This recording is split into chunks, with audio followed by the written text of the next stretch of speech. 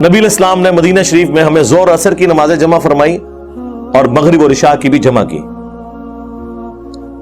تو تابعین پوچھتے ہیں کہ یہ رسول اللہ نے عمل کیوں کیا تھا صلی اللہ علیہ وآلہ وسلم؟ تو انہوں نے کہا تاکہ امت کے لیے اس معاملے میں آسانی ہو جائے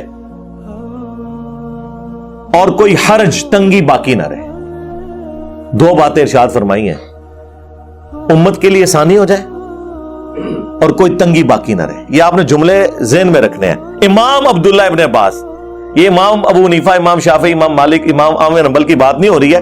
امام عبداللہ ابن عباس جو اس حدیث کے راوی ہیں اور حدیث کا راوی حدیث کا فہم سب سے بہتر جانتا ہے. سلامتی ہے ان آنکھوں پر جو نظر جمائے بیٹھی ہیں، سلامتی ہے ان قدموں پر جو ہدایت کے راستے میں گامزن ہیں. السلام علیکم، میں ہوں ساحل اور آپ لوگ دیکھ رہے ہیں آئی ایم اسٹوڈنٹ آف اسلام. میں نے شرح صحیح مسلم میں نماز جمع کرنے والی احادیث کے کانٹیکسٹ میں سارے ائمہ اربعہ کی رائے پڑھی ہے. جو جمع کے قائل ہیں وہ بھی کچھ شرائط بتاتے ہیں، لیکن آپ یہ فہم بیان کرتے ہیں کہ کسی بھی شرط کے بغیر جمع ہو سکتی ہیں، اور آپ یہ بھی کہتے ہیں کہ میرا کوئی موقف بھی ایسا نہیں جو پہلے نہ رہا ہو.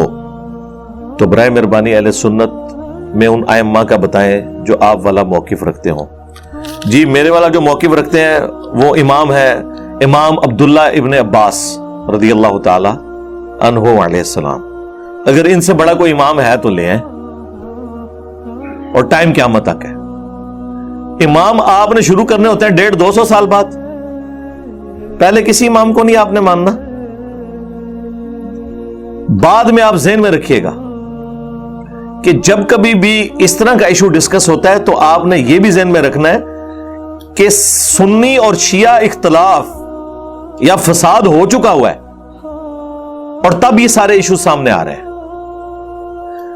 میرا دعویٰ تو پھر بھی ختم نہیں ہوگا. اس کی وجہ یہ ہے کہ میں نے یہ دعویٰ کیا تھا کہ اس پلیٹ فارم پہ کوئی ایک عقیدہ بھی ایسا نہیں ہے جو امت کا پہلے نہ ہو. تو مجھے بتائیں دنیا میں 15 سے 20% جو اہل تشیع ہیں کیا وہ یہ مانتے ہیں جو آپ کہہ رہی ہیں ائمہ اربعہ کی رائے کو؟ یہ تو سنیوں کے اماموں کی رائے آپ نے پیش کی ہے نا. تو شیعہ تو سارے وہی موقف رکھتے ہیں جو میں نے رکھا ہے. تو میں تو اپنی دلیل میں ابھی بھی قائم ہوں. امت کی بات کی ہے نا. امت میں آپ کے تو 4 فرقے نہیں نا داخل صرف. اور میں نے جب یہ بات کی تھی اس میں نے یہ بات کلیئر کی تھی کہ میری بعض باتیں ایسی ہیں جسے شیعہ صحیح سمجھتے ہوں گے، سنی غلط سمجھتے ہوں گے، اور بعض باتیں ایسی ہیں جنہیں سنی صحیح سمجھتے ہوں گے اور شیعہ غلط سمجھتے ہوں گے. اور پھر سنیوں میں بھی بعض باتیں ایسی ہیں جو اہل حدیث صحیح سمجھتے ہوں گے، دیوبند بریلوی غلط سمجھتے ہوں گے، اور بعض باتیں ایسی ہیں جسے دیوبند اور بریلوی صحیح سمجھتے ہوں گے اور اہل حدیث غلط سمجھتے ہوں گے. تو میرا دعویٰ کہاں سے ختم ہوا ہے؟ میرا تو کبھی یہ دعویٰ ہی نہیں ہے کہ صرف سنی فرقے کے اندر جو باتیں ہوئی ہیں ہم اسے مانتے ہیں. ویسے تو میں نے کلیئر کر دیا. اگر آپ یہ سمجھتے ہیں کہ عبداللہ ابن عباس شیعہ تھے، وہ سنی نہیں تھے، تو پھر تو اپنی قسمت نو رو. تو ہماری تو دلیل ہے امام عبداللہ ابن عباس. انہی احادیث میں آپ صحیح مسلم کی 1628 سے لے کے 1637 تک یہ مسلسل 10 احادیث ہیں. جب عبداللہ ابن عباس واعظ و نصیحت کر رہے تھے اور تھوڑی دیر بعد ایک سنی کھڑا ہو جاتا تھا کہ حضرت نماز کا ٹائم ہو گیا، تو پہلے تو عبداللہ ابن عباس نے اسے اگنور کیا. انہوں نے کہا ٹھیک ہے بیٹھ جا، نماز پڑھنی ہے میں نے بھی. وہ دوبارہ جب کھڑا ہوا تو انہوں نے کہا تیری ماں تجھے روئے. یہ عرب کا محاورہ تھا، یعنی ماں کب روتی ہے؟ جب بندہ گم جائے یا مر جائے. تو یہ فزیکلی کو مرنے کی بدوا نہیں دی انہوں نے، یعنی ایک محاورہ تھا جسے ہم کہتے ہیں تیرا بیڑا ترے، تیرا بیڑا غرق. تو وہ یہ تو نہیں کہتے کہ ہم واقعی غرق کرنا چاہ رہے ہوتے ہیں. اور یہ محاورے نبی اسلام بھی استعمال کرتے تھے. ایک تو محاورہ بہت استعمال ہوتا تھا، وہی حق. اب یہ آپ کو عمر سیریز میں بھی جگہ جگہ نظر آئے گا، وہی حق، ہلاک ہو جا تو.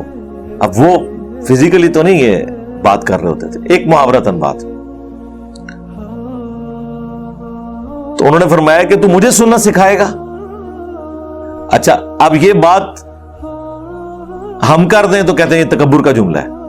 عبداللہ ابن عباس نے کہا کہ تو مجھے سننا سکھائے گا.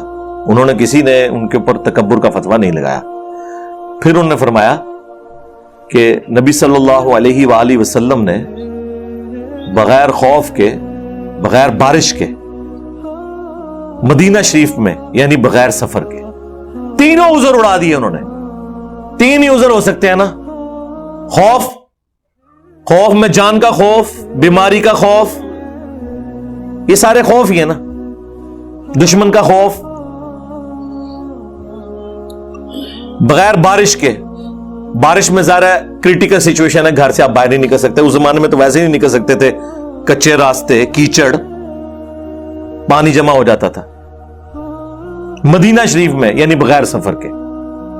جب وہ یہ کہہ رہے تھے بغیر خوف کے، بغیر بارش کے، بغیر سفر کے، اب سنیوں کے بابوں نے اور ان کے مولویوں نے بیچ میں لگا لیا کہ اس میں یہ تو نہیں لکھا ہوا کہ بغیر کسی وجہ کے. یہ عبداللہ ابن عباس کے فرشتوں کے دماغ میں بھی یہ بات نہیں ہوگی کہ اس میں سے یہ پاک کسی نے نکال لینی ہے. وہ یہی تو کہنا چاہ رہے تھے کہ کوئی وجہ نہیں تھی. وہ کہتے نہیں یہ جملہ بولے جب کوئی کہہ رہا ہے بغیر خوف، بغیر بارش، بغیر سفر کے، مراد یہ کہ یہ تین تو بڑی بڑی وجوہات ہیں جن کی وجہ سے نمازیں جمع ہو سکتی ہیں. اس سے یہ بھی ثابت ہو گیا کہ ان تینوں جگہ پہ ویسے ہی ہو سکتی ہیں. یہ اس کے اندر امپلائیڈ ہے کہ بارش ہو، خوف ہو، سفر ہو تو آپ نے تو جمع کرنی ہے. اس کے بغیر بھی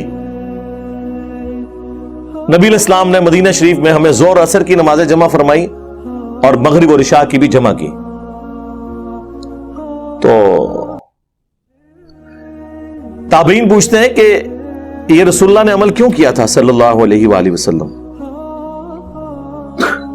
تو انہوں نے کہا تاکہ امت کے لیے اس معاملے میں آسانی ہو جائے اور کوئی حرج، تنگی باقی نہ رہے. دو باتیں ارشاد فرمائی ہیں، امت کے لیے آسانی ہو جائے اور کوئی تنگی باقی نہ رہے. یہ آپ نے جملے ذہن میں رکھنے ہیں. امام عبداللہ ابن عباس، یہ امام ابو حنیفہ، امام شافعی، امام مالک، امام احمد بن حنبل کی بات نہیں ہو رہی ہے. امام عبداللہ ابن عباس جو اس حدیث کے راوی ہیں اور حدیث کا راوی حدیث کا فہم سب سے بہتر جانتا ہے. وہاں کوئی ایک اور سنی بیٹھا ہوا تھا انورٹڈ کاما میں.